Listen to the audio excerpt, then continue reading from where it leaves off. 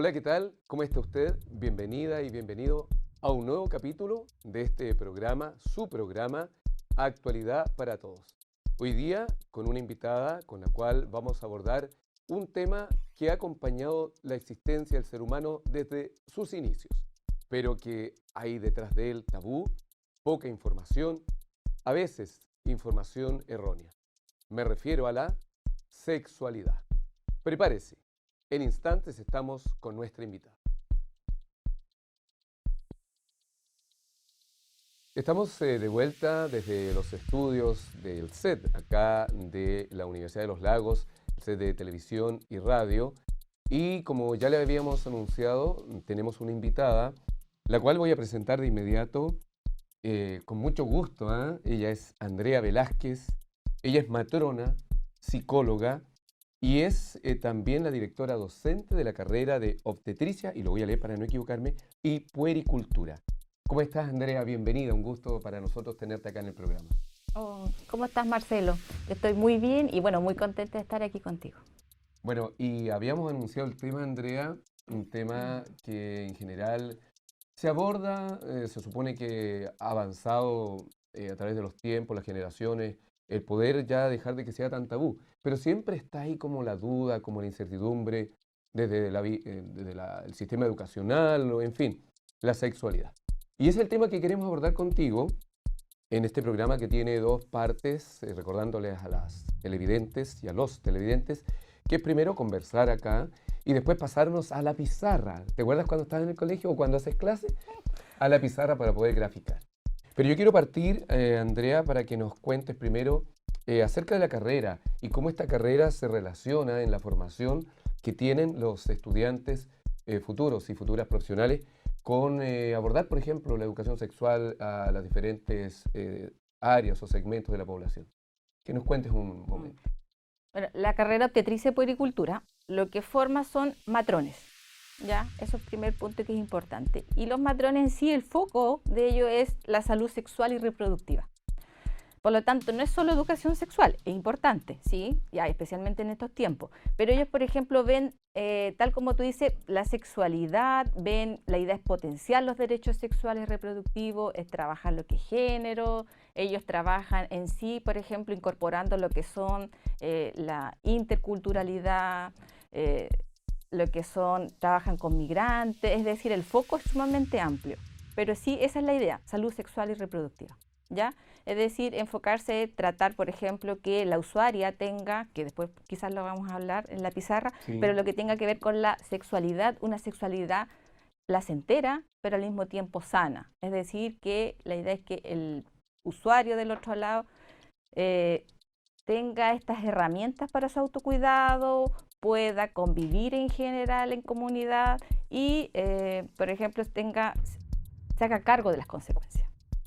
Bueno, varios puntos relevantes los que estás mencionando. Primero, entonces, para inferir lo que tú nos planteas, este estudiante, este futuro profesional o futura profesional mujer, están además de todo el conocimiento científico preparados para educar a la población, no sé, en un CEFAM, a la población en general. Sí, bueno, tal como te digo, este enfoque lo que busca es una atención, que el estudiante haga una atención integral, ¿ya? Con una perspectiva biológica, tal como dices tú, ¿ya? Porque durante el primer año, digamos que tiene como el foco está en las ciencias básicas, biología, química, farmacología, podríamos decir ese foco. ¿Ya? Después de ahí ya el estudiante pasa, tiene también como ramos de psicología, ramos de antropología, ¿ya? Y también salud familiar y comunitaria, es decir, ellos tienen una amplia gama de conocimientos, digamos, que después le van a permitir tercer o cuarto año más o menos, como dices tú, poder trabajar con la comunidad, empoderar a la comunidad en lo que es salud sexual y reproductiva. Y hoy en día, mucha gente que nos está viendo se puede estar preguntando, ¿está la información para una educación sexual? Y lo pregunto porque tú sabes que a veces el mundo está en un clic, pero la pregunta es, ¿está la información correcta? ¿Cuál es la diferencia, el límite entre informarse bien y entre llevar una vida sexual o educarse sexualmente? Pensemos, no sé, pues desde los adolescentes. Ya, aquí, ahí yo creo que está, por ejemplo, al principio tú dijiste, hablaste de que sí, hay información, y estamos hablando de que estamos en la época o en la etapa de la sociedad del conocimiento, de la sociedad de la información. Sin embargo, ahí es importante aclarar de que mucha información que está en redes sociales es errónea o es una información que digamos que en parte ya es mito o en parte no está bien explicada. ¿Ya? Entonces, la idea es que en ese aspecto lo que hacen nuestros profesionales, futuros matrones, ya guía o son facilitadores en realidad en torno a estos conocimientos, ¿ya? En lo que es la educación sexual.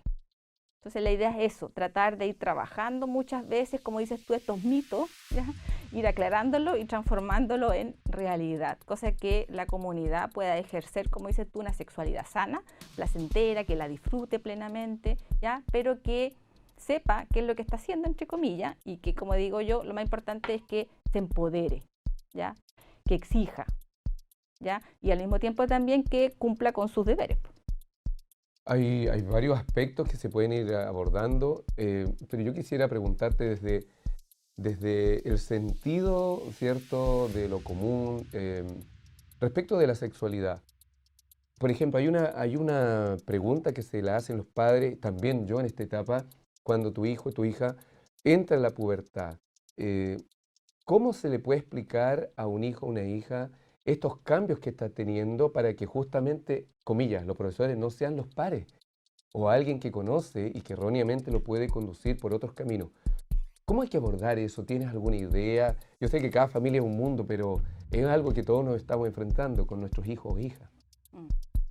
Bueno, ese tema es como bien amplio y como, bueno, yo creo que necesitaría muchos minutos como para hablarlo, pero por ejemplo, si nos vamos para atrás, quizá a la época de nosotros, ya ahí en general, por ejemplo, el tema de la sexualidad, no sé, pues de repente en la hora del almuerzo llega el niño y te pregunta, mamá, ¿cómo nacen los bebés? O papá, ¿ustedes tienen relaciones sexuales? Y estamos en el almuerzo, era así como castigo, po. Ya Un era como, silencio ahí, había un pero silencio, o hijito, eso no se habla en la comida, o te retaban o te mandaban a la pieza castigado. Ya, quizás en la época de nosotros. Después con el tiempo, entre comillas, empezó a haber más información, los papás se empezaron a dar cuenta que más información no perjudicaba al niño. ¿Por qué? Porque algunos papás piensan que mientras más información sobre sexualidad, el chico va a salir a tener sexualidad libremente, ¿ya? Casi así como promiscuidad. Entonces se dieron cuenta de que no es así, ¿ya? De que cuando tú no entregas información, ¿qué hace el estudiante? ¿Qué hace el joven? Se mete a redes sociales, empieza a bajar, no sé, un video de YouTube sobre relaciones sexuales, un video sobre masturbación, un video sobre pornografía, para ver imágenes y saber de qué se trata. ¿Por qué? Porque el tema no se habla libremente en la familia. Entonces busca por redes sociales. ¿Y qué encuentra? ¿Ya? Como dices tú, al final encuentra pura información errónea, información que al final lo único que hace es como que confunda al estudiante, confunda al joven, confunda al adolescente. Entonces, por eso que es mejor tratar de que el tema de la sexualidad se normalice. Sería ideal, es como cuando uno habla en la mañana, en el almuerzo, ¿cómo te fue, hijo, en el colegio? en el colegio, ¿ya? Entonces, hablar, por ejemplo, hoy a lo mejor, no sé, no sé, Juanita, me llegó la regla, mamá, ya, muy bien. ¿Tú sabes qué implica la regla? Porque muchas veces no hablan las mamás con la niña y la niña se encuentra que le llega su primera regla, empieza a sangrar y no sabe qué pasó y se Y no asusta. ve a lo mejor la confianza en la madre y Sí, le po. pregunta a una amiga Le o pregunta a una amiga, compañera. sí. Entonces, no sabe.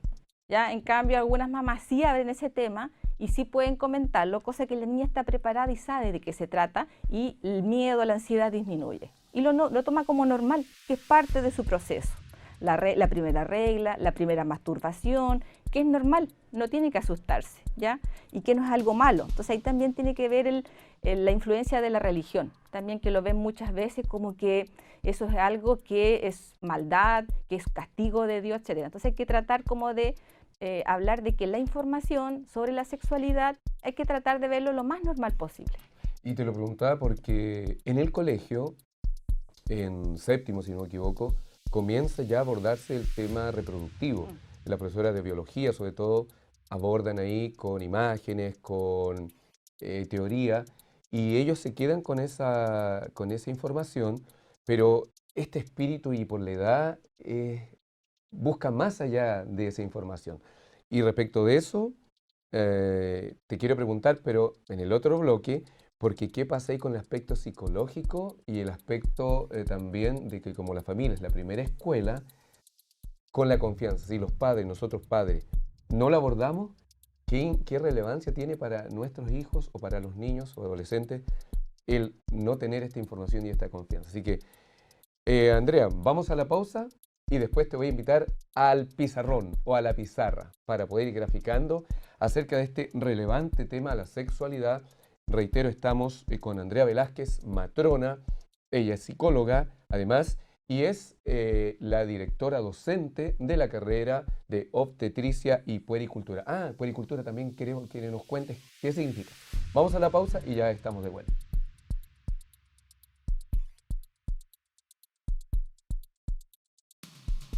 Estamos de vuelta y como les decía, con nuestra invitada Andrea Velázquez, acá matrona y directora docente y psicóloga y directora docente de la carrera de obstetricia y puericultura. Y estamos, como lo anunciamos, en la pizarra, ya para poder ir graficando. Yo sé que es un poco complejo graficar estos temas, Andrea. No te voy a hacer que hagas un dibujo extraordinario de un bebé, no, pero la idea es tratar de pasar de repente ahí con el plumón al pizarrón. Y yo te consultaba al inicio al final, mejor dicho, de la primera parte del programa, acerca del aspecto psicológico, porque si es tan relevante para un joven, una señorita que está en este proceso de la pubertad, iniciándolo, saciar esta información que muchas veces puede estar explicada a través del profesor de lo biológico, lo justo y preciso. Y considerando que la primera escuela es el hogar. Entonces, me gustaría que tú, desde el punto de vista psicológico, nos explicaras por qué es tan importante que los padres asuman este rol y cómo lo pueden hacer si les cuesta tanto. Cómo ellos también podrían informarse, a quién buscan para que los oriente, porque es muy fácil decirlo aquí en el programa, pero estando con los hijos en una hora de almuerzo, es complejo. Ya, mira, para empezar, yo creo que es como sumamente amplio este tema de la sexualidad. Incluso ahí lo podríamos como llevar a lo que es la educación sexual integral, que es lo que se ha hablado mucho en general, ¿ya? Entonces uno dice, ¿quién se hace cargo, como dices tú, de esta educación sexual? ¿Los padres? Entonces dicen, no, en general no, los padres no sé, no tenemos la herramienta, no es que no sabemos, ya. ¿El colegio? Los profesores, como dices tú, muchas veces enfocan solamente en lo biológico y dejan de lado algo que también es importante y que eso hay que entenderlo en sí con la sexualidad, ¿ya? La pizarra en realidad es una de mis debilidades porque mi letra es pésima y dibujo pésima. Se entiende, parece. Sí. Sexualidad es importante y es importante enseñar, tal como decías tú, la afectividad. Una palabra muy relevante. Sí, ya, porque sexualidad, los padres pueden decir, sexualidad es tener relaciones sexuales, tiene que ver con lo coital, ¿ya? Con eso así como que de repente es tabú que mi hijo tenga relaciones sexuales, decir que quede embarazado y todas las consecuencias que implica, ¿ya? Pero sexualidad tiene que ir con afectividad, ¿ya? Ambos conceptos tienen que estar entrelazados, ¿ya? Eso es importante y eso se debería inculcar desde pequeño, desde que tú entras, por ejemplo, al colegio, no sé, 4 años, más o menos. ¿Un prekinder, por ejemplo? Un prekinder. Entonces, niños de 4 años, tú dices, ¿pero qué le enseño? No le voy a enseñar relaciones sexuales. Entonces, no, 4 años en general la idea es tú enseñarle ciertos conceptos que tienen que ver con sexualidad. Y algunos de esos conceptos tienen que ver muchas veces con género. ¿Ya? Con género. Entonces, ahí el pequeño es importante más que nada saber, ¿ya? Que hombre, mujer, empezar a tratar de ver, empiezan a aprender los roles que tiene cada uno, ¿ya? Tiene que ver con entender que el género no tiene que ver solamente con que los niñitos, hombres, porque tienen pene, van a ser hombres, y las niñitas, sino que ir entendiendo que se tienen que aceptar mutuamente, la tolerancia, el respeto cuando son pequeños. Muchas veces ahí también pueden, por ejemplo, aprender el respeto, no solamente con lo que tiene que ver con migrantes, ¿ya? Que especialmente ahora han habido muchos nacimientos de personas migrantes. Entonces también es importante ahí ver que son distintos, ¿ya? Existe la diversidad, pero que hay que aceptar y ser tolerante. Entonces aprender cosas como en ese aspecto es como muy básico y al mismo tiempo ir aceptándose cómo se comportan los niños, cómo se comportan las niñas, ¿ya? Ir enseñándole y también aquí también es importante enseñar lo que es el cuerpo, ¿ya? Que por ejemplo, porque aquí también viene mucho lo que tenga relación con el abuso sexual.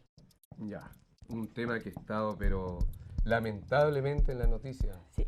Entonces, tiempo. aquí es importante ya enseñarle, bueno, que ahí yo creo que lo hacen las tías, especialmente en los pre-kinder, kinder, ya, enseñarle que su cuerpo, a los pequeños, es su cuerpo, ¿ya? Y solamente ya debe tocarlo el papá, la mamá, etcétera, y quizás la tía del jardín, ¿ya? Nadie más. Y tengo entendido que parece que las profesoras, las educadoras, no pueden ir tampoco al baño con ellos, acompañarlos. Hay varias restricciones. Es que eso es importante, que los padres ahí tienen que aclararlo. ¿Quién se va a hacer cargo si lo van a acompañar al baño, lo van a esperar afuera? Pero es importante que el niño o la niña asuman que el cuerpo es de ellos, ¿ya? Y que solamente las personas significativas lo pueden tocar. Y Oye, si pero quiero interrumpirte. ¿Y cómo se hace? Porque es un mundo para este pequeño o pequeña que vive su inocencia, que quiere amor y que lamentablemente los abusadores o abusadoras pudieran abordar o lo abordan precisamente a partir del amor, del cariño, del que se sientan bien. Debe ser muy complejo para un niño o niña pequeña entender o tratar de definir solamente ella o él, mi papá, mi mamá, pueden acercarse. es que ahí le va enseñando a través de cuentos, a través de historias. Ok. Entonces hay como maneras muy didácticas y en general las profesoras del parvulario son muy especialmente preparadas en ese aspecto y capacitadas, que tiene que ver muchas veces con el triángulo que le hacen a los niñitos. Entonces le dicen ya, ese triángulo que involucra aquí, tu zona de acá y tu zona que está abajo, ese triángulo que está ahí no lo puede tocar nadie que no sea, no sé, tu papá, tu mamá, etcétera, ¿ya? Y hablar de que, aunque te hagan caricias, etcétera, pero a través de historias, de cuentos, que el niño pueda ir relacionando y él se haga cargo. Es tu cuerpo, tú te lo puedes tocar, ¿ya? Que eso no hay problema, porque también a veces las mamás se asustan que los niños a veces, cuando son pequeños, se tocan sus genitales, y se ríen. Y a veces les gusta y se lo vuelven a tocar. Y la mamá generalmente que le dice, déjate, no te estés tocando allá abajo. ¿Qué tiene que hacer una mamá o un papá si de eso? No, tiene que dejarlo. Si lo que pasa es que el niño se está autoconociendo, se está explorando y es normal. Al decirle, no hagas eso, ¿tú qué vas a sentir? Que es malo. Exacto. Entonces después ese pequeño empieza a crecer y empieza a decir, si me toco el pene, es malo. Entonces la mamá dice, no, es que eso está cochino. ¿Por qué está cochino? Y viene O la es pecado sensación de Dios. De lo prohibido. Lo de lo prohibido, oculto. o sí, o es feo, o es malo. Entonces empieza el niño y se le vienen encima todas esas creencias, tanto religiosas, creencias familiares, de que si se toca el pene, está sucio. O la niñita, si se toca su genital, eso está sucio y es malo. Casi castigo de Dios. ¿Y podría una mamá o un papá, si el niño la pone incómoda a la niña y está explorando en ese instante sus genitales, distraerlo también de ahí al rato con alguna otra cosa? Mira, te quiero mostrar. Podría ser, pero en general, hay que dejarlo. en general hay que dejarlo, ¿ya? Pero cuando tú observas que esa conducta es muy compulsiva y que el niño se toca hasta que se lastima, ya ahí tienes que abordar con un especialista. Okay. Pero si se lo toca 2 o 3 veces, ¿ya? O tú, por ejemplo, se lo toca y se ríe, ¿ya? En ese aspecto es saludable. Está explorando. Está explorando. Eso ¿ya? En esta etapa entonces como de chiquitito. Sí, en esa etapa es importante como dejar eso, ¿ya? Luego, de ahí en adelante, si uno empieza a avanzar, quizás podríamos ir avanzando, hacemos un salto hasta la adolescencia. Bonita Ya. la letra, decir quién estaba feo, no, está bonita, se ve. Sí, claro. Ya. La cosa es que en la pubertad aquí es importante que, bueno, aquí hay varios temas importantes, ¿ya? Por ejemplo, la regla. ¿Ya? Regla o menstruación, como le dicen. Entonces, esta es la primera regla. Y que no hay una edad fija para que ocurra. Sí, eso también es importante porque muchas lolitas de repente dicen, no me ha llegado la regla, y empiezan en el colegio como a comentar, oye, ¿a ti te llegó la regla? No, y a mí sí ya me llegó, a mí también. Entonces, como que empiezan, entre comillas, como casi a competir, ¿ya? Es como que no te ha llegado, es porque eres muy chica. En realidad no tiene que ver con eso, ¿ya? Muchas veces tiene que ver con, no sé, con el estado físico, tiene que ver con la obesidad, con la cantidad de hormonas, ¿ya? Es un proceso que va a llegar, ¿ya? En algún momento. Puede ser a los 12, a veces llegan a los 11 o hasta los 14, ¿ya? Okay. Es importante de que no se desesperen, ¿ya? Y por si no le llega y tienen 13 años y a todas sus amiguitas le ha llegado, es importante que no se comparen, ¿ya? Todos somos un mundo distinto. Es muy ¿Ya? importante. Es importante aclararlo. Un mundo Sí, distinto. sí, es importante. No se comparen, todos somos distintos. Eso por eso es importante la diversidad. Ya, la regla. Otro punto importante que también hay que ir abordando son los sueños eróticos, ¿ya? O la masturbación, que también podría ser otra opción. Los sueños eróticos. Los niños muchas veces ya empiezan, entre comillas, a buscar una manera de satisfacer el placer, ¿ya? ¿Niño y niña? Niños y niñas, ¿ya? Entonces, en ese aspecto, si hablamos de repente de varones o sexo masculino o hombres, ya podríamos decirlo, para que todos no se sientan discriminados, es importante que ella aclarar que de repente puede ser que el varón, o sea, Juanito, se despierta en la mañana y le dice, papá, sabes que amanecí mojado. Entonces ahí es importante que el papá, pero ¿cómo? No, ya nuevamente la castración o el reprenderlo, el castigarlo, el retarlo, sancionarlo, no es una opción. O puede ¿ya? que el niño no le diga al papá ni a la mamá. Sí, puede ser también, ¿ya? Pero en general los papás se van a dar cuenta. ¿Por qué? Porque cuando la mamá, no sé, vaya a buscar la ropa sucia, va a ver, ya sea un slip, calzoncillo o pijama o sábanas mojadas, ¿ya? Entonces, todos sabemos que el semen en sí no es tan líquido y en general deja huellas. ¿Ya? Entonces, es importante en ese aspecto que los sueños eróticos también son normales. ¿Ya? Una pregunta ahí, mira, son normales, pero ¿esto puede pasar todas las noches? ¿Que eso es normal? Podría ser todas las noches.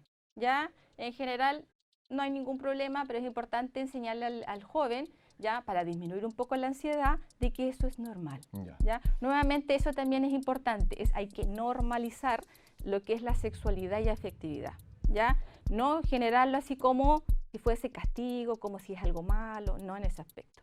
¿Ya? Sueño erótico, también podría aparecer en este aspecto la masturbación. ¿Ya? Tampoco hay que sancionar, nuevamente. No se debe castrar tampoco al joven o la niña si se quiere masturbar en ese aspecto. ¿Ya? Una pregunta, ¿cómo descubre este adolescente el tema de la masturbación? ¿Cómo lo descubre? ¿Por instinto? ¿Se le explicaron en el colegio? Si es que antes no se le explicó el padre o la madre para que no venga el compañero o la compañera y le explique. Ya, es que en general la masturbación, como te digo, es un proceso normal del ser humano. Es como los sueños eróticos, es como la regla, son procesos en el cual sí, podríamos decir así, y que el estudiante va a sentir deseos de cierta manera, ¿ya? De repente va a tener una erección sin darse cuenta, no sé, mirando una película, o una erección porque, no sé, alguien lo rozó, entonces él va a decir, ¿qué me está pasando? Es decir, ya no lo puedo controlar, ¿ya? Entonces, bueno, aquí habría muchas explicaciones, pero ya desde el psicoanálisis podríamos hablar otro tipo de cosas, ¿ya? Pero si lo hablamos desde más que nada de la biología, desde nuestra área, desde la ciencia, hablamos de que es un proceso normal, ¿ya? Que es importante que el joven especialmente sepa que no es algo malo, que no es un castigo, que no está haciendo algo sucio, ¿ya? O sea, ahí la comunicación con la familia es fundamental. Sí, lo que sí es importante que tal como esto es algo íntimo, es algo privado. ¿Ya? No es que él se masturbe, no sé, por lo mismo que en general acá se vaya a masturbar en el colegio. ¿Ya? Es importante aclararle que esa masturbación es un proceso íntimo, que es algo de él, que lo tiene que hacer también en su privacidad. ¿Ya? Eso también es importante. Y lo otro es la masturbación. También la masturbación también es un mito y cuesta mucho que las mujeres, ¿ya? De repente piensen que la masturbación es solamente hombre. Que el hombre, más que nada, es el que tiene que como descargar como toda esa energía libidinal, digamos, ya a través de la masturbación, ¿ya? Y no necesariamente, ¿ya? También es un proceso y cada vez en general más mujeres lo realizan. Mujeres, estamos hablando desde esta etapa hacia adelante. Hacia adelante puede ser hasta los 70, 75, etcétera. No hay problema en ese aspecto. Y ya que lo abordaste, como estamos contra el tiempo en este programa, pero que está siendo una información muy importante, cuéntanos, por favor, el tema de la sexualidad en la etapa adulta. Una mujer que ya llega, no sé, o el hombre. Bueno, es que la mujer se nota más por el tema de la menopausia. ¿Qué ocurre ahí con la sexualidad? ¿Cómo debería abordarla, etcétera? Ya. Si nos saltamos ahora desde la pubertad. La pubertad creció rápido la persona. Ya, ahora nos vamos en general 40, sobre los 40, ¿ya? Sobre los 40, 45, 55 años, aquí viene un proceso que en general también es importante que la mujer lo conozca para que tampoco le asombre, le llame la atención, la angustie, ¿ya? Porque también pasan ciertas cosas, tanto físicas como psíquicas, ¿ya? Y obviamente le afectan las emociones, que tiene que ver con el climaterio y la menopausia.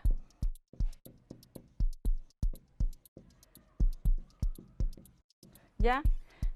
ambos procesos, bueno, no son lo mismo, ¿ya? La menopausia más que nada se refiere al término de la menstruación, ¿ya? Nosotras las mujeres en sí tenemos nuestra primera regla en la pubertad, alrededor de esa época, ya durante todo ese proceso, gracias a las hormonas. En algún momento esas hormonas, si hablamos ya estamos produciendo hormonas, producimos, de a poco empezamos a disminuir y llegamos a un periodo alrededor, pongámosle 45, 50 años, un periodo donde empieza a disminuir esa producción de hormonas, ¿ya? Disminuir y se va a pique, ¿ya? En ese proceso que cuando disminuye, estamos hablando de la menopausia, que es el proceso de cuando ya la mujer le llega a su última menstruación y ya no le llega más, ¿ya? Cuando hablamos de climaterio, hablamos de todo este proceso que está como en el antes, como alrededor de los 40 hasta los 60, podríamos decir, que tiene que ver con toda la sintomatología que se acompaña.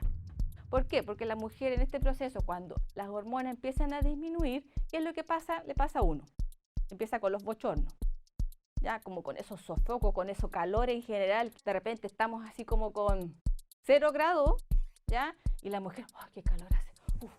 Y especialmente ese calor en la cara y como el cuello, aquí esta zona. Entonces tú ves que de repente, yo me acuerdo de mi mamá, entonces estábamos así como con frío, de repente 0 grados en la casa, y ella así como con polera manga corta. Entonces yo le decía, ¿qué onda? Entonces uno tiene ciertos recuerdos de esos momentos. O de repente estás colorada así, solamente la cara. Las manos heladas, los pies, etcétera, pero la cara. Entonces era en su sofoco. O en la noche. En la noche de repente sudan las mujeres en esa época, sudoración excesiva, calor, y eso es normal. Palpitaciones, les da a veces inestabilidad anímica, y eso es normal. Entonces todo tiene que ver con esta causa biológica que tiene que ver con la disminución en la producción de hormonas.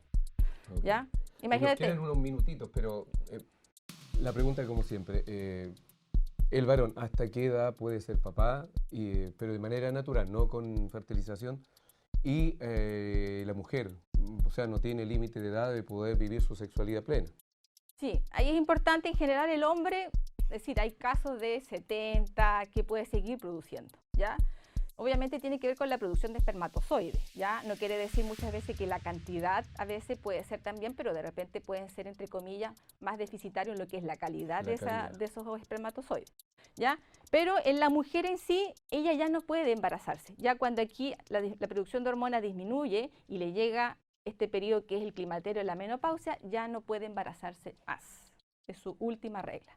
Sin embargo, ahí no quiere decir que la sexualidad, la afectividad de esta mujer se haya acabado, ¿ya? Aquí la mujer tiene otras opciones de, bueno, tenemos la masturbación, ¿ya?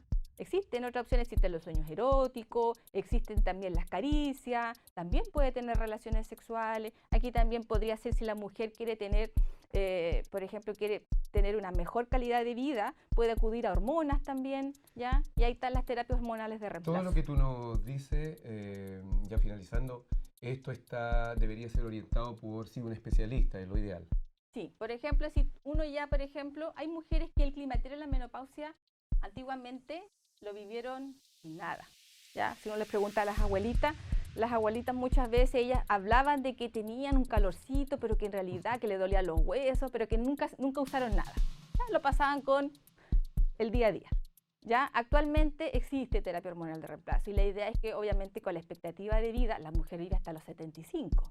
Entonces imagínate una vida 45 con bochorno hasta los 75. No, sería pero... horrible.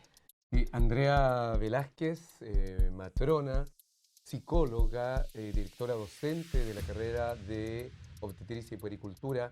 Quedaron muchos temas, te tenemos que invitar para alguno más específico, es mucho lo que se puede contar, pero queremos agradecerte esta manera tan didáctica y científica de explicar, Andrea.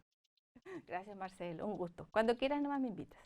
Así es, y muchas gracias a ustedes. Nos volvemos a encontrar en una próxima edición con un tema y una invitada así tan relevante a través de la intención de este programa. Actualidad para todos, educando y por supuesto informando. Que estén muy bien.